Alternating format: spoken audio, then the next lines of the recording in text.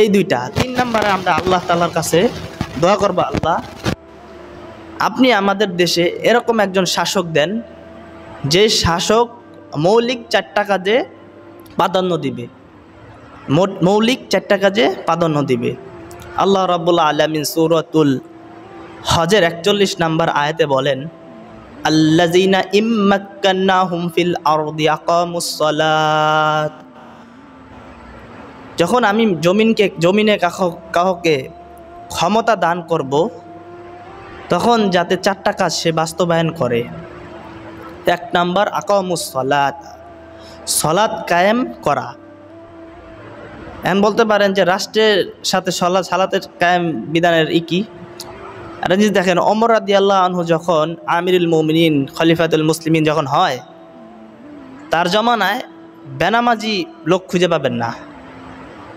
বেশিরভাগ মানুষ নামাজি ছিল, তারা নামাজি ছিল। তো রাষ্ট্রপ্রধান যদি চাপ দেয় যে আমার রাষ্ট্রে যারা আছে সবার নামাজ পড়া বাধ্যতামূলক যদি করে, তাহলে এটা বেশিরভাগ মানুষ নামাজ পড়বে। রাষ্ট্রীয়ভাবে চাপ দিতে হবে। যেরকম আমাদের বাংলাদেশে করোনার সময় রাষ্ট্রীয়ভাবে চাপ দেওয়া হয়েছিল যে সবার মুখে মাস্ক পরা বাধ্যতামূলক, সবার পড়তে হবে। তখন সবাই মাস্ক পরছে।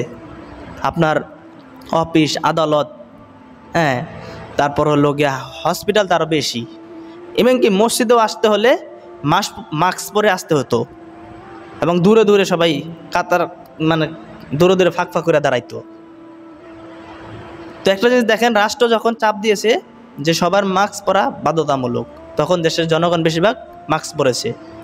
তো এরকমভাবেই যখন রাষ্ট্র চাপ দেবে যে আমাদের দেশে যারা মুসলিম আছে সবার নামাজ পড়া বাধ্যতামূলক, নামাজ পড়তে হবে। ওমর রাদিয়াল্লাহু আনহু সময় নামাজ না পড়লে তাকে শাস্তি দেওয়া হতো। তো এরকমভাবে চাপ দিতে হবে। তখন একটা রাষ্ট্রপ্রধান সে নামাজের গুরুত্ব দিবে, তখন তার দেশের বেশিরভাগ মানুষ নামাজ পড়বে। তো আল্লাহ তাআলা প্রথম বললেন আকামুস সালাতা, সালাত কায়েম করা। 2 নাম্বার বললেন ওয়া আতাউজ যাকাতা, যাকাত কায়েম করা, যাকাত ভিত্তিক অর্থনীতি চালু করা। যখন আমাদের দেশে যাকাত ভিত্তিক অর্থনীতি শুরু হয়ে যাবে, তখন সুদ বলবে, যাকাত তুমি ভাই ভালো থাকো, আমি সুদ কুলাঙ্গার আমি পলাইলাম। যাকাত তুমি ভালো থাকো, আমি সুদ কুলাঙ্গার আমি পলাইলাম। তো যে দেশে যাকাত ভিত্তিক অর্থনীতি চালু হয়ে যায়, সে দেখে সুদ টেকে না।